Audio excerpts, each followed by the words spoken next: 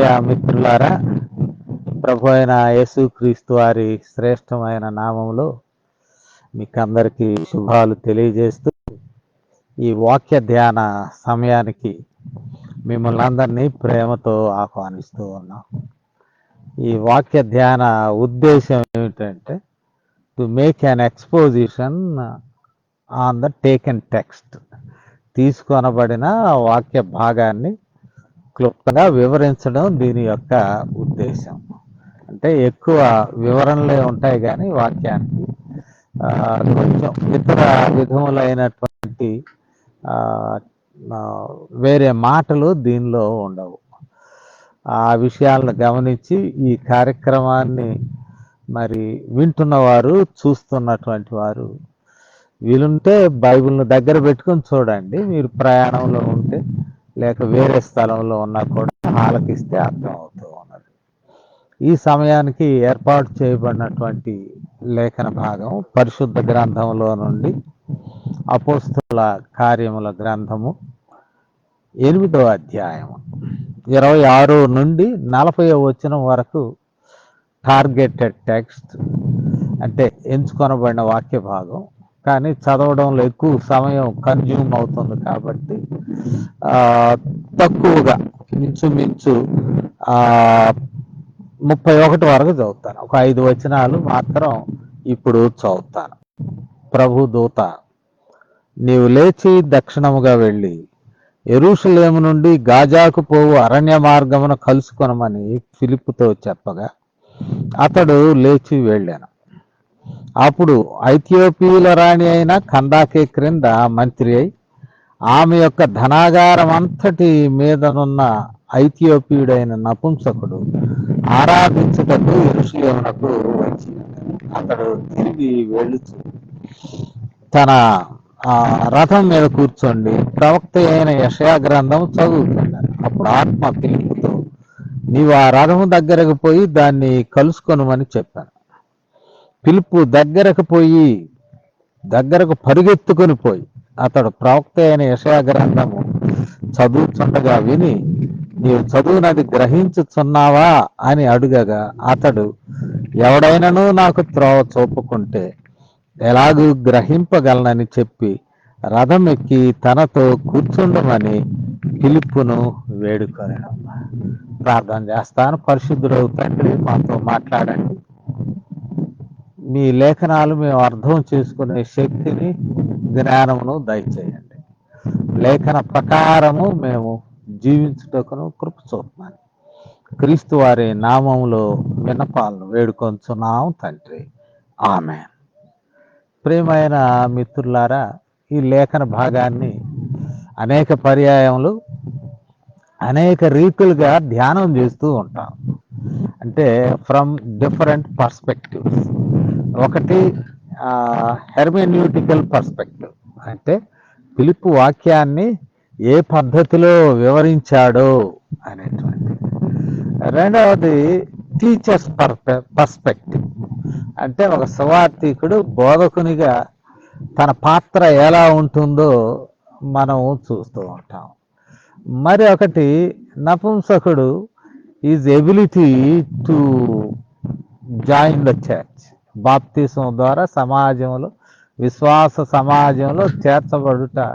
ఇట్లా అనేక విధములైనటువంటి దృక్పథాలతో లేక అప్రోచెస్తో ఈ వాక్య భాగాన్ని మనం చదవచ్చు. నేటి దినం ఇన్ ద ప్లూరలిస్టిక్ కాంటెక్స్ట్, భారతదేశం ప్లూరలిస్టిక్ కాంటెక్స్ట్ అంటే నెంబర్ 1.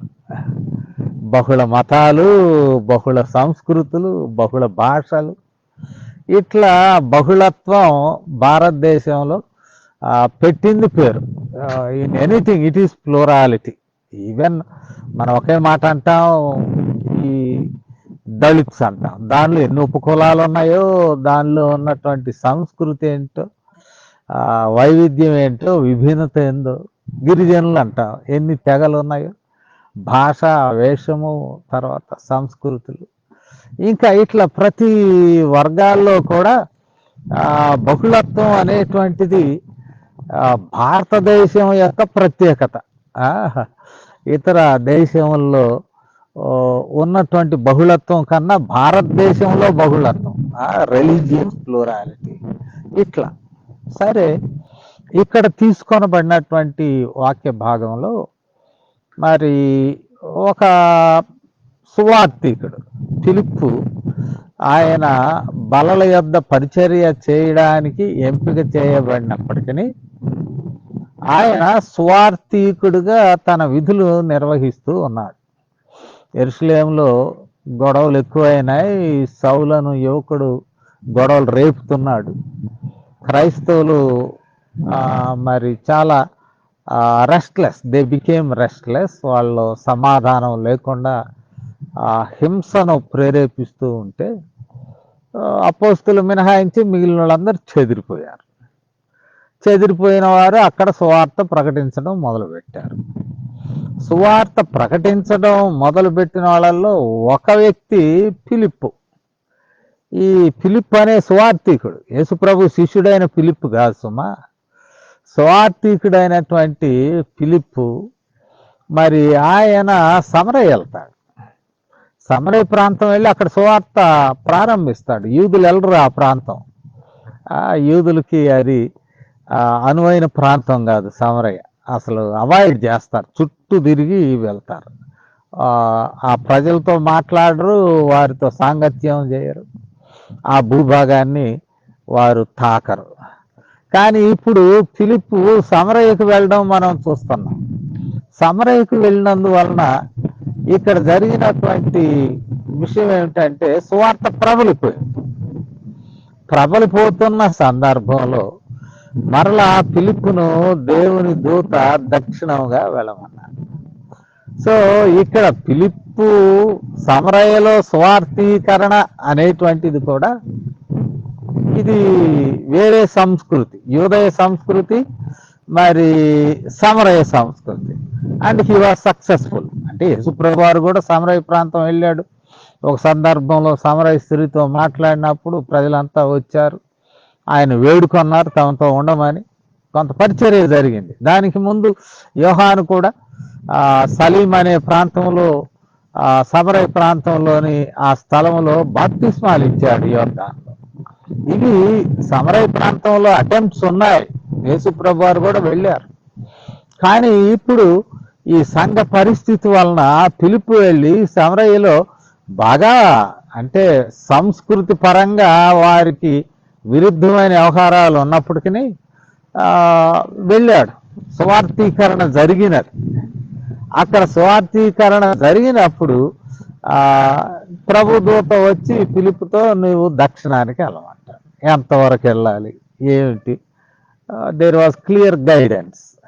ఇదిగో యెరూషలేము నుండి గాజాకు పో మార్గం. యెరూషలేము నుండి గాజాకు పోయే దారులు చాలా ఉండొచ్చు, అరణ్య మార్గానికి వెళ్ళమంటాడు. సరే, ఫిలిప్పు ఆయనకున్నటువంటి ప్రత్యేకత ఏమిటంటే దేవుని మాటకు లోబడి ఎటు వెళ్ళమంటే అటు వెళ్తాడు. దేవుని దూత లేక దేవుని ఆత్మ ఆయన నడిపిస్తూ ఉన్నప్పుడు ఆయన తన కంట్రోల్లో ఉండడం కన్నా ఇతరుల కంట్రోల్లో, అంటే దేవుని కంట్రోల్లో, ఇతరులు కాదు, దేవుని కంట్రోల్లో ఉండడం ఇష్టపడతాడు. సువార్తలో అదే కనపడుతుంది. దక్షిణం వెళ్ళమంటే వెళ్తాడు. అక్కడ మరి ఆ గాజాపు మార్గంలో అరణ్య మార్గంలో వెళ్ళమంటాడు. అరణ్య మార్గంలో వెళ్తాడు. ఇదిగో రథం వస్తుంది కలుసుకో అంటాడు. పరిగెత్తిపోయి కలుసుకుంటాడు. ఎవరిని కలుసుకున్నాడు అనేటువంటిది మరొక ప్రాముఖ్యమైనటువంటి విషయం. ఎవరిని కలుసుకోమన్నాడు అంటే అక్కడ ఒక నపుంసకుడు, ఆయన ఐథియోపియా మరి ఆ రాణి అయినటువంటి క్యాండుసి, ఇక్కడ తెలుగులో ట్రాన్స్లేట్ కందాకే క్రింద మంత్రిగా ఉంటూ ఆ ధనాగారం చూసుకునేటువంటి పనిలో ఉన్నాడు ఈ నపుంసకుడు. అంటే ఈ లిమిటేషన్స్, సువార్త టార్గెట్ దేవుడు ఎట్లా ఏర్పాటు చేశాడు? ఒకటి నపుంసకుడు. ఇక్కడ జెండర్ జస్టిస్ గురించి మాట్లాడుతూ ఉంటాం. స్త్రీలు కొట్లాడుతుంటారు సమాన హక్కులు కావాలని. అవి జరుగుతూ ఉంది. ఆ పోరాటం కూడా అవుట్డేటెడ్ అయిపోతూ ఉన్నది. రెండవది, ఇప్పుడు థర్డ్ జెండర్ మా సంగతి ఏంటని వాళ్ళు కూడా అడుగుతున్నారు. ఈ థర్డ్ జెండరు వివక్షకు గురి అవుతున్నారా? మరి వారికి చర్చిలో విశ్వాసులుగా ఉండడానికి అవకాశాలు, సంఘ నాయకులుగా ఉండడానికి అవకాశాలు, సంఘ సేవకులుగా అభిషక్తులుగా ఉండేటువంటి అవకాశాలు, ఇవన్నీ కూడా ప్రశ్నార్థకం. ఒకటి, రక్షణకు అవకాశం. రెండు, విశ్వాసిగా కొనసాగే అవకాశం. మూడు, పరిచర్య చేయగలిగే అవకాశం. నాలుగు, పరిచర్యలో నాయకత్వం వహించే అవకాశం. మరి థర్డ్ జెండర్ అని పిలువబడేటువంటి వీరిలో మరలా అనేక విధాలుగా మాట్లాడుతూ ఉంటారు. వీళ్ళను గురించినటువంటి చర్చలు సంఘాల్లో మొదలవుతున్నాయి. ఇప్పుడే గ్రాస్ రూట్స్ వరకు రాలేదు, కానీ ఇక్కడే ఆది సంఘంలోనే దిస్ ఇష్యూ వాజ్ అడ్రస్. నపుంసకుడు యెరూషలేములో ఆరాధించడానికి వచ్చాడు. నిజంగా యెరూషలేము దేవాలయంలో ఆరాధించడానికి వీలవుతుందా? షండు ప్రవేశించడానికి లేదు కదా. అందువలన యెషయా గ్రంథకర్త అంటాడు, షండు నేను ఎండిన వాడినని అనుకొనవద్దు, there is hope for you అని నిరీక్షణతో కూడినటువంటి ప్రవచనాలు యెషయా చెప్తాడు. అంటే షండు లోపలికి వెళ్ళడానికి లేదు, లేక వృషణములు కోయబడినవాడు, ఇట్లా రకరకాలుగా అంటారు. మరి ఇతను ఎలాంటి వాడో తెలియదు. రాణివాసాల్లో ఉండేటువంటి వారు నపుంసకులే ఉంటారు. ఒకవేళ ఎవడైనా ఇంట్రెస్ట్ ఉంటే వాడిని నపుంసకుడుగా మార్చి ఆ పనిలో పెడుతూ ఉంటారు. ఈయన యెరూషలేము వచ్చాడు, ఆరాధించడానికి వచ్చాడు. ఎక్కడ ఆరాధిస్తాడు? లోపలికి రానివారు కదా వాళ్ళు. మరి వెలుపటి అన్యులు స్త్రీలు నిలబడే ఆవరణలో ఉండి ఆరాధించుకొని ఉంటాడు అనేటువంటిది ఒకటి. మరొక విషయం, ఈ నపుంసకుడు యూదుడా లేకపోతే ఐథియోపియాలో సెటిల్ అయినటువంటి యూదుడా? ఇది ప్రశ్న. యూదుడైనా యూదుడు కాకపోయినా ప్రవేశం అయితే లేదు. మరి తాను ఒక వివక్ష ఎదుర్కొంటూ ఉన్నాడు. రెండవది, యూదుడు కాదు అని ఒకవేళ ఊహించినట్లయితే అన్ని ప్రాంతాల్లో ఉండేటువంటి యూదుల సమాజ మందిరాలు, ఈ సమాజ మందిరాల్లో ప్రవేశం ఇస్తారు అందరికీ. బానిసలు కూడా వెళ్ళగలిగేవారు. అక్కడ దేవుని వాక్యం ప్రకటింపబడుతుంది. అంటే యూదుల మత గ్రంథాలు ప్రకటింపబడతాయి. దానిలో నిరీక్షణతో కూడినటువంటి విషయాలు కూడా ప్రకటింపబడతాయి. అటు ధర్మశాస్త్రం ప్రకటిస్తారు, ప్రవక్తల గ్రంథాలు కూడా ప్రకటిస్తారు. యేసు ప్రభు వారే నజరేతులో ప్రవక్తల గ్రంథం చదివినట్టు మాట్లాడినట్టు మనకు లూకా 4లో కనపడుతుంది. మరి అన్యుడైనటువంటి నపుంసకుడైనటువంటి వాడు అక్కడ ఈ సమాజ మందిరాల్లో యెహోవా దేవుని గురించి మరియు యెహోవా దేవుని సంబంధమైనటువంటి నిరీక్షణతో కూడిన ప్రవచనాలను ఒకవేళ విన్నాడా? వెదర్ హీ హర్డ్ అబౌట్ యావే, యెహోవాను గురించి విన్నాడా? యెహోవాను గురించి విన్నప్పుడు యెహోవా దేవుని ఉద్దేశములు, భవిష్యత్తు ఉద్దేశములు, నిరీక్షణతో కూడిన ఉద్దేశములు, అంటే నపుంసకులకు కూడా ప్రవేశం ఉండాలనేటువంటి ఉద్దేశములు యెషయా గ్రంథంలో వివరించబడినాయి. We do not know, but heard about Jerusalem and Yahweh. యెరూషలేం గురించి, యెహోవా దేవుని గురించి విన్నాడు. ఒక పాసిబిలిటీ ఏమో యూదుల్లో నపుంసకుడైన వాడా, రెండవ పాసిబిలిటీ ఏమో అన్యుల్లో నపుంసకుడైనటువంటి వాడు సమాజ మందిరంలో యెహోవా దేవుని గూర్చి, ఆయన నామమును బట్టి నిరీక్షణను గూర్చి. యెషయా గ్రంథంలో నిరీక్షణలు ఉంటాయి, ఆశ, అదేమన్నా విన్నాడా? అండ్ ద థర్డ్ ప్రాబబిలిటీ, అంటే థర్డ్ ఎలిమెంట్ మనం కన్సిడర్ చేయగలిగినది, నల్ల జాతీయుడు, ఆ టెరిటోరియల్, ఆ రీజనల్, లేకపోతే ఆ ఎథనిక్ బ్యాక్గ్రౌండ్ని బట్టి అక్కడ నలుపు కలిగిన జాతీయులు ఉన్నారా, వారిలో నుండి ఇతను వచ్చి ఉన్నాడు. నలుపు జాతీయులలో, నల్ల జాతీయులలో నపుంసకుడైన వాడు వచ్చాడు. ఇవన్నీ ప్రశ్నలు. సో ఇక్కడ సువార్త అందింపబడిన వ్యక్తి, సువార్తను పొందుకున్నటువంటి వ్యక్తి ఎవరై ఉంటారు అనేటువంటి ప్రాబబిలిటీస్ అదే. ఎన్ని అనుకున్నా కూడా అన్ని డైవర్సిటీ, యూనిఫామిటీ లేదు. ఫిలిప్పు మరి ఆ యెరూషలేము సంఘంలో బలల యొద్ద పరిచర్య చేయడానికి ఎందుకు అనబడిన 7గురిలో ఒకడై ఉండి అండ్ కన్వర్టెడ్ యాజ్ ఎవాంజలిస్ట్. అది ఆయనది క్లారిటీ. ఈ సువార్తను అందుకునేటువంటి వ్యక్తి మరి వేరైనటువంటి సంస్కృతికి చెందిన వానిగా మనం చూస్తాం. వేరైన సంస్కృతి కలిగినటువంటి వ్యక్తి దగ్గరకు దేవుని దూత వెళ్ళమన్నప్పుడు పరిగెత్తుకుని వెళ్ళాడు. వెళ్ళటమే కాదు, కలుసుకొనమని అంటాడు. ఇక్కడ చెప్పబడిన మాట 29వ వచనం. అప్పుడు ఆత్మ ఫిలిప్పుతో, నీవు ఆ రథం దగ్గరకు పోయి దాన్ని కలుసుకొనము. కలుసుకున్నాడు అంటే దాన్ని ఏమంటాం, రేషియల్ ప్రెజుడీస్ స్వార్థికులు వదిలేయాలి. ఇది కీలకం. కాపర్లు కూడా వదిలేయాలి. మనలో కొన్ని సంఘాలకు ఇది తప్పదు. ఎస్టాబ్లిష్డ్ చర్చెస్లో మరి ఈ దళితుల్లో అసలు దళితులే ఎక్కువ, క్రైస్తవులు లొకాలిటీస్ కూడా అవే సంఘాలకి, ఆ చర్చెస్కు. మాలలు ఉన్నటువంటి ప్రాంతంలో మాకు మాల పాదిరి కావాలా అనే అభిప్రాయం ఉంటుంది. మాదిగలు ఉన్న ప్రాంతంలో మాకు మాదిగా కాపరి కావాలి అనే అభిప్రాయం ఉంటుంది. దళితేతరులు ఉన్నటువంటి స్థలంలో కూడా మేము రెడ్లు అయితే రెడ్డి పాస్టర్ కావాలి, లేక చౌదరి అయితే చౌదరి పాస్టర్ కావాలి. ఇక శాస్త్రి అనేటువంటి వారు ఈ దళితుల దగ్గరికే వస్తారు, ఎందుకంటే వాళ్ళకి దమ్ము లేదు.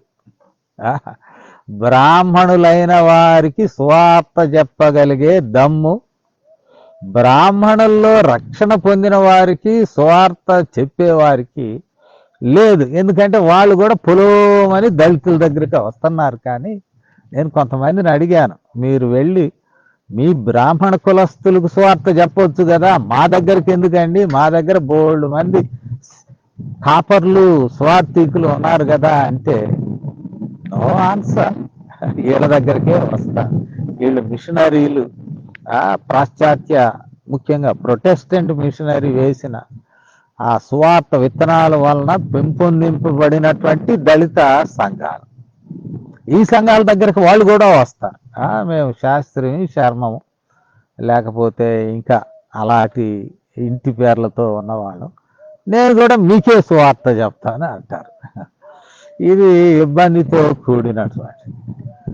ఇక్కడ మనం ఆ ఫిలిప్పు యొక్క పరిస్థితిని చూసినప్పుడు, ఫిలిప్పు ఈ బ్యారియర్స్ను మర్చిపోయాడు. ఎందుకంటే ఆత్మదేవుడు చెప్తున్నాడు వేళమని. అంటే ఒకవైపు ఫిలిప్పు విషయంలో he was properly guided by the spirit of God. దేవుని ఆత్మ చేత నడిపింపబడుచు ముందుకు సాగుతున్నవాడు. ఇప్పుడు ఒక సీనియర్ మెంబరు రథం దగ్గరికి పరిగెత్తుకుని పోతున్నాడు. రథంలో ఉన్నవాడు మరి అదేం పెద్ద ఈ వివక్ష కలిగినటువంటి సమాజంలో పెద్ద హోదా కూడా కాదు. ఒకవేళ వృత్తి పెద్దది కావచ్చును, కానీ సోషల్ స్టేటస్ అంత గొప్పది కాదు. కానీ పరుగెత్తుకుని వెళ్ళాడు. సో వీళ్ళిద్దరిని, ఇప్పుడు కానీ నపుంసకుడు కానీ సోషల్ బ్యారియర్స్ ఉన్నటువంటి పరిస్థితుల్లో ఇక్కడ ఉన్నటువంటి మరి ప్రత్యేకత ఏమిటంటే, పరిశుద్ధాత్మ దేవుడు వెళ్ళమని ఆదేశించినప్పుడు పరిగెత్తుకుని వెళ్ళడమే కాదు, కానీ మీటింగ్ పాయింట్ వాళ్ళిద్దరిని కలిపినది దేవుని యొక్క వాక్యం. దేవుని యొక్క వాక్యం. కొన్నిసార్లు ఎక్కడికో వెళుతూ ఉంటాం, ఏదైనా ఒక స్థలంలో స్వార్థ ప్రకటింపబడుతూ ఉంటే గుండె అట్లా కొట్టుకుంటాం, ఇదేదో మనదే కదా, మనవారు, మన ప్రజలు. వాడు భాష వేరు కావచ్చు, ప్రాంతం వేరు కావచ్చు, దేశీయత వేరు కావచ్చు, కానీ యేసు నామమును బట్టి అక్కడ ఏదైనా సంకీర్తనలు జరుగుతున్నా, వాక్య బోధనలు జరుగుతున్నా ఉదయం ఆ బిలాంగింగ్నెస్, నేను అక్కడ వాడిని కదా అని సహజంగా అనిపిస్తుంది. కాబట్టి దేవుని వాక్యమును చేతబట్టుకున్న వారికి ఈ కుల వివక్ష ఉండదు, లేక జాతి విద్వేషము ఉండదు అని చెప్పవచ్చు, దేవుని వాక్యాన్ని నీవు గౌరవించినట్లయితే. So that is the meeting point. ఎమ్మటే అడిగేశారు, అయ్యా ఏదో చదువుతున్నట్టున్నావు, నా చెవును పడింది. So how you are experiencing, చదవబడినది నీకు ఎంతగా వరకు అర్థం అవుతుంది, అసలు గ్రహింపులోకి వస్తున్నావు, taking it into your life అని ఒక ప్రశ్న వేయడం జరిగింది. ఆ ప్రశ్నే వాక్య సంబంధమైనటువంటి ఆ క్లారిటీసే వాళ్ళిద్దరిని కలిపినాయి. వెంటనే నపుంసకుడు, మరి ఆయన కూడా విద్యావంతుడే, ఇన్ఛార్జ్ ఆఫ్ ట్రెజరీ, ఏమి మొరటివాడు కాదు, విద్యావంతుడే. బహుశా ఈ లేఖనాలు కూడా గ్రీక్ వెర్షన్ అయి ఉంటుంది, సెప్టువాజింట్ వెర్షన్ అయి ఉంటుంది. కాబట్టి గ్రీకు, ఈయన అలెగ్జాండర్ పుణ్యవాల, గ్రీక్ సంస్కృతి బాగా వ్యాప్తి చెందింది, భాషాపరంగా కూడా గ్రీక్ వెర్షన్ అయి ఉంటుంది. చదువుకుంటూ పోతుంటే ఫిలిప్పు అడగడం జరుగుతుంది, గ్రహించుతున్నావా? ఈ భాషాపరమైన గ్రహింపు కాదు, కానీ దానిని అర్థం చేసుకొనడంలో అనేక అంశాలు ఈమిడి ఉంటాయి. వాక్యాన్ని ఇక్కడ చెప్పబడినటువంటి ఆయన చదువుతున్నటువంటి వాక్యము ఇది వేరుగా ఉన్నది. ఎందుకంటే ఒక వ్యక్తి మరి అన్యాయముగా దెబ్బతింటూ ఉన్నాడు. ఆయన 32వ వచనం, ఆయన గొర్రె వలె వదకు తేబడను, బొచ్చు కత్తిరించు వాని ఎదుట గొర్రె పిల్ల ఎలాగో మౌనముగా ఉండను, అలాగే ఆయన నోరు తెరవకుండెను. ఆయన దీనత్వమును బట్టి ఆయనకు న్యాయ విమర్శ దొరకకపోయాను. ఆయన సంతానం ఎవరు వివరించుడు? ఆయన జీవము భూమి మీద నుండి తీసివేయబడినది. ఈ మాటలు అర్థం కాలేదు. ఊహ కూడా కొన్నిసార్లు కష్టం. దీని మీద ఎవరైనా కొంచెం ఎక్స్పర్ట్ ఉంటే వారు చెప్పడం మంచిది అని అనుకుంటూ ఉంటాం. కొందరేమో నాకు దేవుడు మర్మాలు బయట పెట్టాడు, సో నాకు సహజ అతీతమైనటువంటి జ్ఞానము, సూపర్ న్యాచురల్ విజ్డమ్ నాకున్నది. I'm not like anybody among the preachers or pastors, I'm a abnormal person, నేను చేయగలను, నేను చూడగలను అని అంటూ ఉంటారు. అది కాదు వాస్తవంగా. You should know the background and the method to interpret in a Christian way, in a Jewish way. రెండే మార్గాలు, యూదీయ పద్ధతిలో వివరించడం, క్రైస్తవ పద్ధతిలో వివరించడం, రెండే మార్గాలు. ఈ క్రైస్తవ పద్ధతిలో వివరించాల్సి వచ్చింది, ఇదేమో యూదీయ సంస్కృతిలో వెలిచిన ప్రవచన గ్రంథం.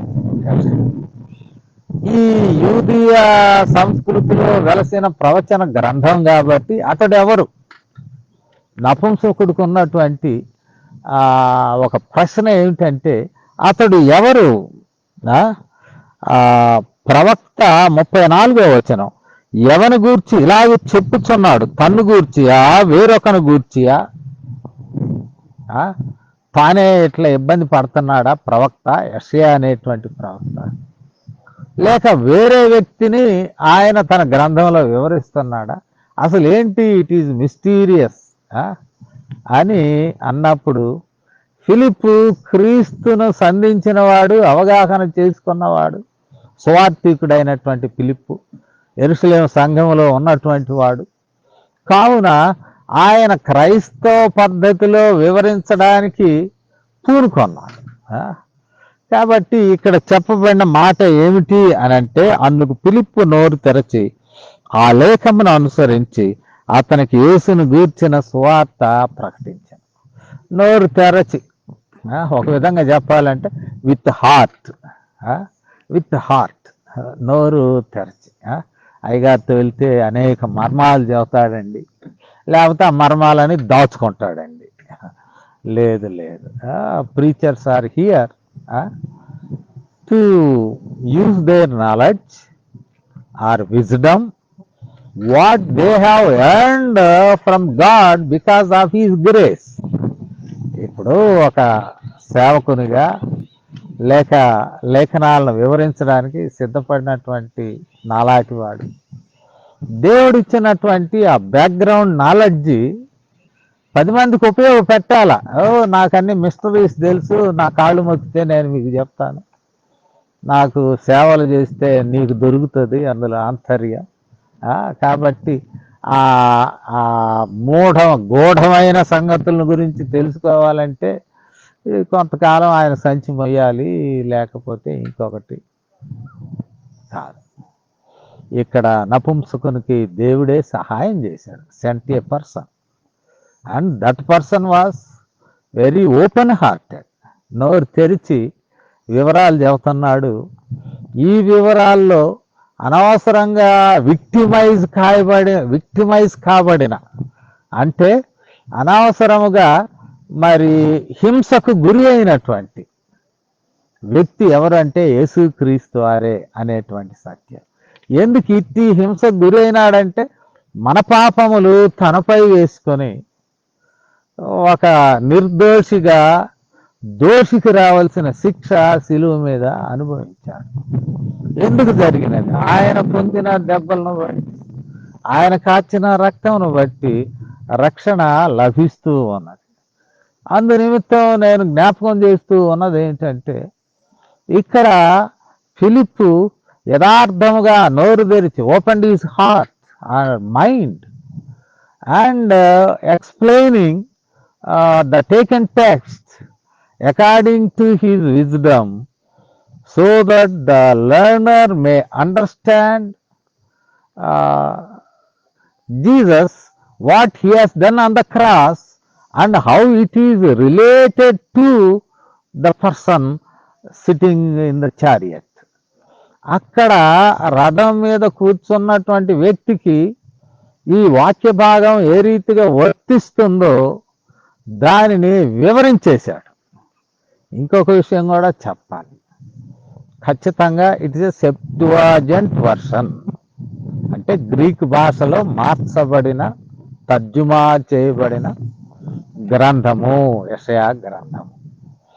రెండవది మనం చూసినట్లయితే మరి తర్జుమా చేయబడిన గ్రంథంలో ఉన్నటువంటి వివరణలు ఓపెనింగ్ అప్ యేసుక్రీస్తుకి ఏ రీతిగా వర్తిస్తున్నాయో, అంతేకాదు ఆ సందేశము నపుంసకుడికి ఏ రీతిగా సహాయపడుతుందో వివరించడం చూస్తాం. Open up. ఈ దినాల్లో మరి భారతదేశంలో అనేకమైనటువంటి మత గ్రంథాలు గ్రహించలేని భాషల్లో ఉన్నాయి. ఆ భాష దైవ భాషని ఎవరికి నేర్పరు కూడా. క్రిస్టియన్ మిషనరీస్ మరి భారతదేశంలో మిషనరీలుగా పనిచేసేటువంటి వారి నిమిత్తము ఆ గ్రంథాలు మత గ్రంథాలలో కొన్నిటిని ఆంగ్లంలోకి మార్చారు. So that everybody can understand, those who are working either in the government or in the religious circle, they may understand the native scriptures. Otherwise it is concealed, మూసివేయబడినది. ఆ సంస్కృతం వచ్చినాడికి అది తెలుసు. ఎవరికొచ్చు సంస్కృతం? ఫలానోడికే వచ్చు. వాడు బూతులు తిట్టినా నమస్కారం పెట్టాల్సిందే, మంచి శుభాలు చెప్పినా నమస్కారం పెట్టాల్సిందే. అలాంటి పరిస్థితులు ఈ ఈ జాతేతర సమాజాల్లో ఉంటూ ఉంటే, ఇక్కడ జాతి వివక్ష కలిగినటువంటి ఆ నేపథ్యంలో గ్రీక్ భాష వారికి వీరికి అనుకూలమైన భాష. అంతేకాదు వివరణలను నోరు తెరిచి అందించాడు. There is no secrecy in the Bible. It is written, translated, made it available for everyone. నీవు చదివి గ్రహించడానికి, లేక కొన్ని పర్యాయములు నీవు బోధింపబడ్డాడు, నీ మాతృభాషలో బోధింపబడ్డాడు. ఇది కీలకం. అది దేవుని యొక్క కృప. ఇక్కడైతే చక్కగా బోధించడం మనం చూస్తాం. ఇక ముగింపు చూస్తూ ఉన్నాం. The result of the ministry అంటే ఈ పరిచర్య యొక్క ఫలితాన్ని మనం చూసినట్లయితే, ఈ నపుంసకుడైన ఐథియోపియుడు he was convinced about Jesus Christ as a savior. Convince అయ్యాడు. మరి రక్షణ జరిగిందా? ద ప్రాసెస్ ఆఫ్ సాల్వేషన్, ఇది కూడా ఒక మాట చెప్పాలి. అనేక ఈ సువార్థిక సంఘాలు ద ప్రాసెస్ ఆఫ్ సాల్వేషన్ ని చాలా కాంప్లికేట్ చేస్తా ఉంటారు. రక్షణ వరకునే దొరుకుద్దా? చాలా కష్టం, జాగ్రత్త. దేవుడు క్షమిస్తానన్నాడు, నీకు చెప్పాడా క్షమిస్తానని? నీవు కసరత్తు చేసావా, మరి అది చేసావా, ఇది చేసావా, అది ఇది. రథం మీద ఎక్కినాడు, రథంలోనే రక్షణ అనుభవాన్ని పొందాడు, రథంలో నుంచే నీళ్లను చూశాడు, రథంలో నుంచే బాప్తిసం కోరుకున్నాడు. Everything happened in a short span, చాలా తక్కువ సమయంలో. ఈ వాక్య భాగాలు చదవాలి. ఇట్లాంటి సువార్తను వక్రీకరించి రక్షణను అసాధ్యమైనదిగా వర్ణించేటువంటి ఈ సవార్థిక మిత్రులు ఇలాంటి వాక్య భాగాలు అర్థం చేసుకోవాలి, చదవాలి. దేవుడు మాట్లాడతాడు, చాలా తక్కువ సమయంలో మాట్లాడతాడు. దేవుని యొక్క మాటలు బైబిల్లో ఉన్నవి నేరుగా హృదయంలో గుచ్చుకుంటాయి. తన కార్యం జరుగుతూ ఉన్నది. ఇక్కడ నపుంసకుడు మరి through baptism he was invited to the community. యూదీ దేవాలయంలో no entry, but here through baptism as a Christian is invited to the church, into the church, maybe universal church. ఏదో స్థానిక సంఘమే కాదు, సార్వత్రిక సంఘంలోనికి ఆహ్వానింపబడుతున్నారు. కాబట్టి ఈ multi racial context, multi religious context,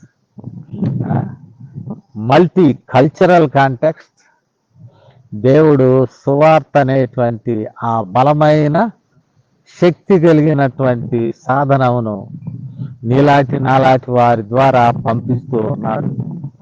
మనం కూడా గీత గీసుకొని మన కులప సంఘము, మన పార్టీ సంఘం అనుకోకుండా దేవుని ఆత్మచేత నడిపింపబడి ప్రభు నిమిత్తమై అనేకుల ఆత్మలను సంపాదించుటకు దేవుడు దైవజనులకు సహాయం చేయనుగాక. అదే రీతిగా దూరంగా ఉన్నటువంటి ప్రజలైనటువంటి వారు కూడా మరి దేవుని యొక్క ఆ ప్రేమను, రక్షణ సువార్తను వారు కూడా పొందుకోవడానికి దేవుడు సహాయం చేయనుగాక. ప్రార్థన చేస్తాను. కృప కలిగిన తండ్రి, మాతో మాట్లాడినందుకు వందనములు. ఈ మాటలు మా హృదయంలో ఫలించేయండి. సమస్తము మీ హస్తాల్లో సమర్పించుకుంటూ క్రీస్తు వారి నామములో విన్నపాలను వేడుకొంచున్నాము తండ్రి. ఆమేన్. తండ్రి మా పరిశుద్ధాత్మ దేవుని దీవెనలు వాక్యం ఆలకించుతున్న ప్రతి ఒక్కరికి ఇప్పుడు సదాకాలము తోడై ఉండును గాక. ఆమేన్.